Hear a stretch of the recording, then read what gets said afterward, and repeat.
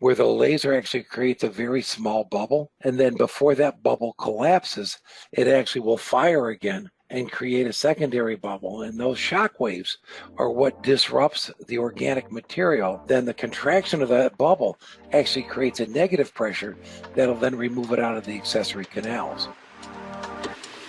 Welcome to the Phil Klein Dental Podcast. Today we're going to be talking to a general dentist who has found a way to increase his success rate with endodontics using an erbium YAG laser. And he talks about how he uses it and what it has done for his practice. He doesn't like referring out to endodontists because he has to send his patients quite a distance because he works in rural New York. For him, using a laser has given him the confidence to tackle molars, difficult canals, and he goes over it pretty clearly in this episode, so we're really happy to have him on the show. Dr. Benjamin has faculty appointments at several universities. He's been in private practice in rural upstate New York for over 40 years. He's an international recognized authority on dental lasers and advanced dental technologies. He currently serves on the editorial review board for several prestigious dental journals. Dr. Benjamin, always good to see you again and a pleasure to have you on the show. Well, thank you very much, Phil, for the invitation. So to begin, give us a very, very brief overview of how you use the laser in your endodontic therapy, specifically the erbium YAG laser.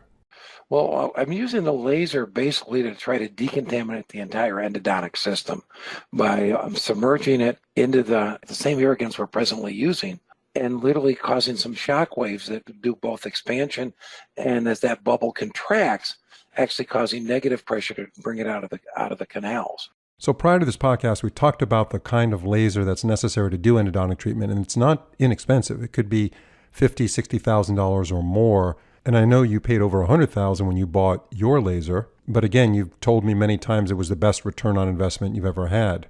The only type of laser that works appropriate in this is an erbium YAG laser. And the reason is that has the highest absorption in water, which is the primary component of all of our irrigants, because we need that very short, and it has to be a very, very short bubble. We're talking about using 50 microseconds and 25 microsecond bubbles. If that bubble is too big, then the contraction is going to draw in air rather than literally move the fluid around. There are some available today that have been designed specifically for this endodontic technique that are a little bit less expensive. You're now talking possibly in the $50, $60 range. And those are the ones that we see the endodontists are getting into because, again, that's their need. We'll be getting right back to our guest in a second, but first, thanks to GC America, we're now able to incorporate all the advantages of glass ionomer into a beautifully aesthetic, strong, long-lasting restoration. That's a great reason to try GC Fuji Automix LC. You'll love the convenient Automix delivery system and ergonomic dispenser, which allows precise placement into the preparation. And GC Fuji Automix LC is bioactive, allowing for a high rechargeable fluoride release, which is ideal for high caries risk patients. And because it forms a chemical bond to tooth structure, even in the presence of saliva, there's no need for etchant and adhesive bonding. This saves steps and is ideal for challenging patients where access and isolation are difficult. And the small filler particles in the material allow for superb polishability and excellent aesthetics. So when you're thinking glass ionomer for your clinical cases, think GC America, a world leader in dental materials. To learn more, visit gc.dental. But being a GP that you are, Dr. Benjamin, you did mention that you really can't live without a laser, this particular laser, and it's the best return on investment that you've ever made. Exactly. I mean, the fact that I do 90+%, probably closer to 95% of my molar endo in a single appointment in less than an hour with confidence. And that's the underlying word, is with confidence. The only ones that I don't do in a single appointment are the ones that I cannot stop the oozing coming in through the terminus. And those are the ones that I will medicate and bring back. Other than that, that is basically, my description of whether I'm going to complete it in that appointment. If I cannot appropriately dry the canals, then that's one I'm going to bring back. So let's talk about the files. You mentioned to me offline, you don't really go too wide with the files. You take it up to a size 17 or 20, maybe an 04 taper for some of your molars. And you really rely on the laser to remove a lot of the organic debris after the initial debris is removed with a broach or your initial instrumentation. The role of the instrumentation is literally to create a pathway to allow the organic material to be basically bubbled out of for lack of a better term, bubbled out of the canal. And sometimes I'll open it up as much as an 04. I very rarely will go over an 04 unless I'm doing something like a wide open canal, where I just want to get using it more almost like a bar brooch. So using tooth number 30 as an example, take us through the process of your molar root canal treatment, with of course integrating the laser into the whole process. I open the tooth, and after I find my canals, I'm using a rotary instrument with a built-in apex locator on it. And I'm taking that down, and the most I ideally like to open one up to is a number 20 tip at the appropriate working length of the millimeters that we need. I like to keep it as narrow as I can. Sometimes I'll go to an 04 so I can use the single point gutta percha to obturate with. And then after I've got to the apex, or if I'm binding, sometimes what I will do and can't get to the apex, I will actually in turn use the laser to get the irrigation. There are some clinicians that believe you don't need an instrument at all, which I disagree with. I believe that instrumentation is important because the role of instrumentation is literally to give a pathway to literally flush out the organic debris. So once you've negotiated your canals down to the apex with your last file, tell us how you use the laser at this point to continue on with the root canal therapy. Yeah, when we're using the laser, as in all endodontic procedures, we always place a rubber dam, and we actually seal around the rubber dam with some sort of liquid dam material, with the idea that as we irrigate, we don't want the patient to taste any of the obnoxious flavoring of our materials. My first pass I will take with the laser, and all the position of the laser is the same for all of it, will submerge it approximately 3 millimeters into the solution, which is staying within inside of the chamber, not going down into the canals. If I cannot get it 3 millimeters into the chamber, I'll actually build the tooth up with some composite material to make a 3 millimeter reservoir. And that irrigant that's sitting in the reservoir, I assume, is sodium hypochlorite? Well, we use a variety of materials. The first pass I always do is just plain distilled water. And the purpose of that, I want to make sure I got a good seal. If the patient feels the water coming out underneath, then there's a good chance that they're going to taste the EDTA and then the sodium hypochlorite. Are you getting a lot of spatter around the rubber dam when the laser is activated once the tip is submerged in the reservoir of irrigant? Well, it's not so much spatter coming out of the canal because we have the bubbling action is submerged, which is why we're in a depth of 3 millimeters. As if there's a crack in the tooth, an open margin, and a restoration, having it squared out underneath that is more where my concern is. The splattering is minimal to none. So you're combining using a laser with mechanical debridement. What determines that you're done with mechanical instrumentation? You no longer need to use the files. I like going to a number for a taper, and the reason I use a number for a taper is because it matches the size of the gutta percha that I'm going to use to obturate with. Now various systems now have various ways of numbering their files and numbering their gutta percha.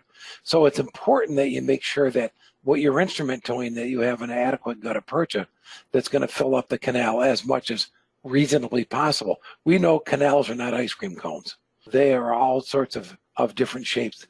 We're sealing the canal with a very thin sealer that's going to enable it to get into all these accessory canals that we're now cleaning out, that in the past, the majority of them were left behind. So tell us more about the sequence of irrigation material that you use.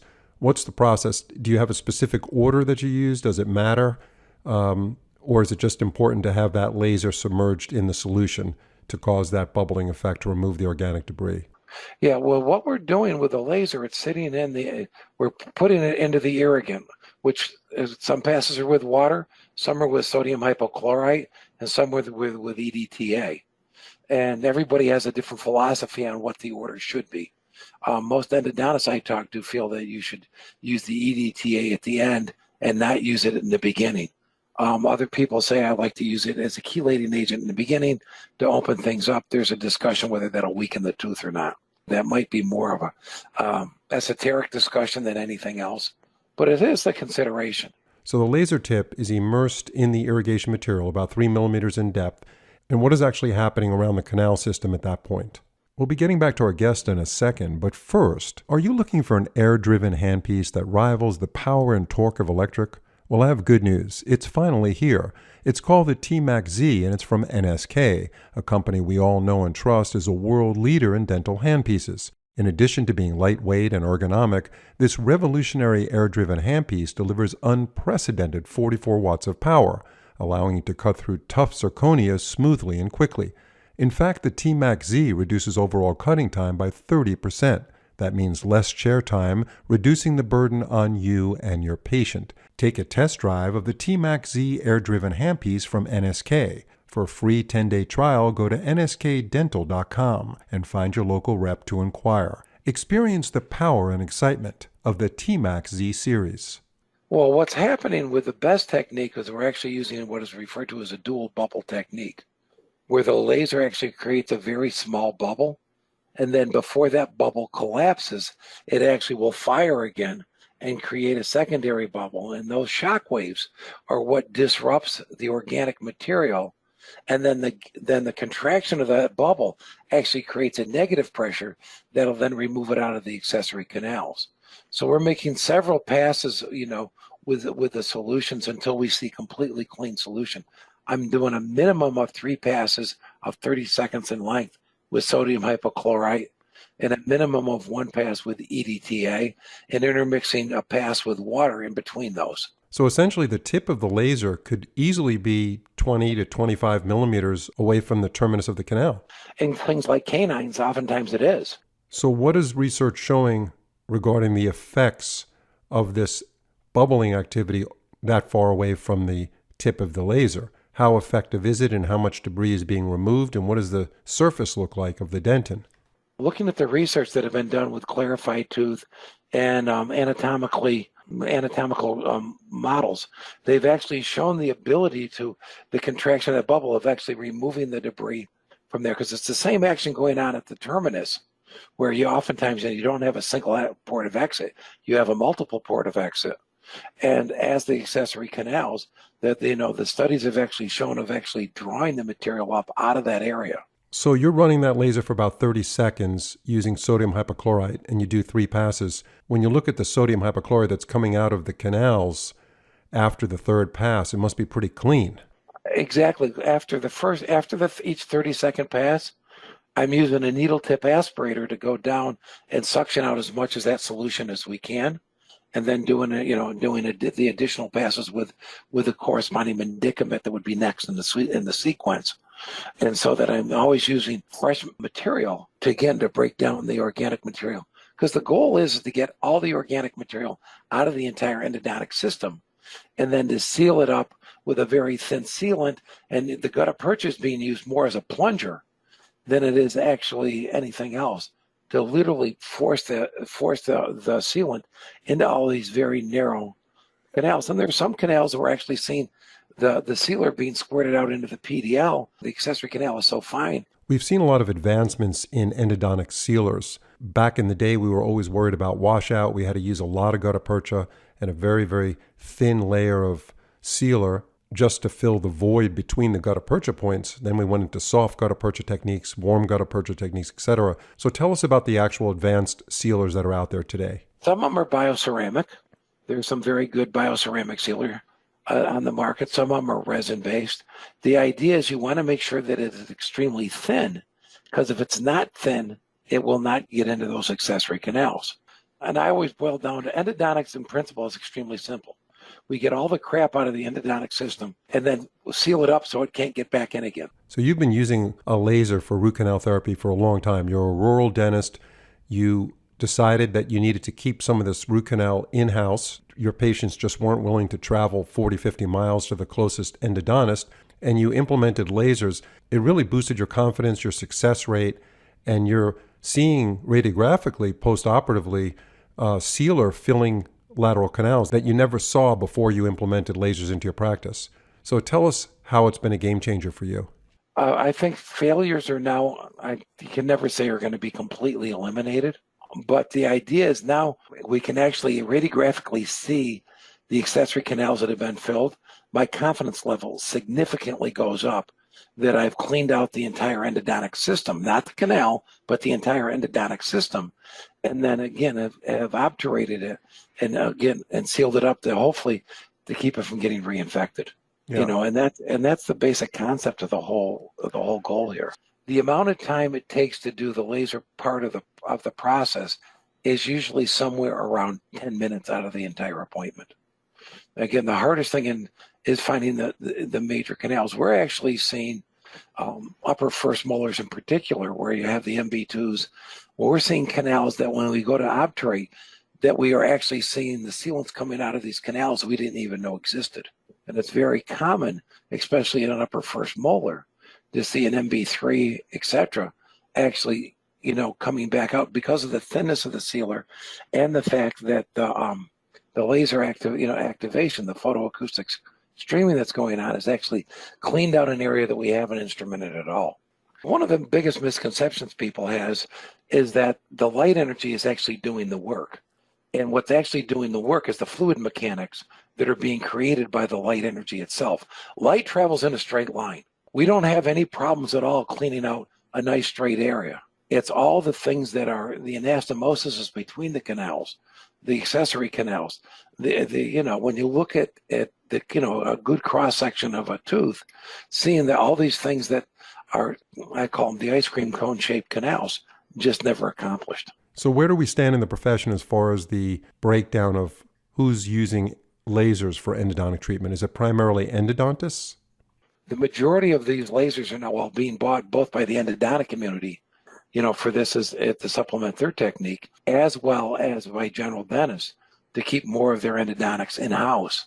We have a shortage of specialists, you know, all the way through the community.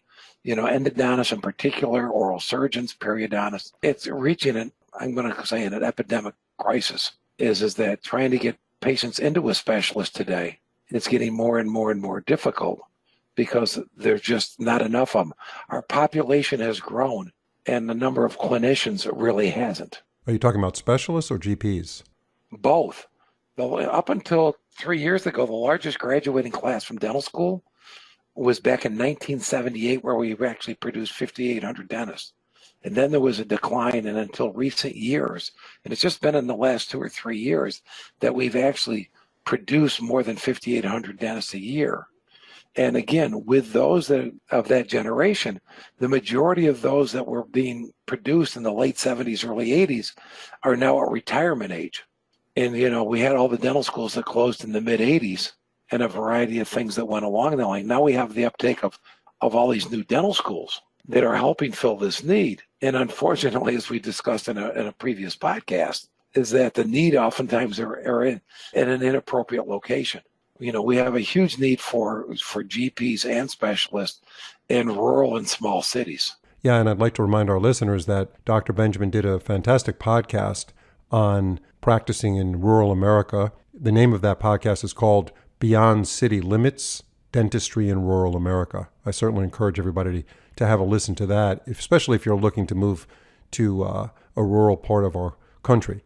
That podcast, by the way, is available on vivalearning.com. You can also get it on Spotify, Google Podcasts, Apple Podcasts, or any platform that you like to listen to your podcasts. Excellent podcast. Thank you very much for sharing your experience with a erbium YAG laser to make your root canals more efficient, give you confidence, increase your success rate. Thank you, and hopefully you can join us for another podcast soon. Phil, it's always a pleasure, and anything I can do to help move our profession forward, I'm always willing to do. Thank you very much. If you've been enjoying our podcast, we'd love to hear your thoughts and feedback by leaving a review on your favorite podcast platform, whether it's Spotify, Apple, Google, or any other platform you listen on. Leaving a review is a fantastic way to support us and help others discover our show. Thanks for listening. See you next time.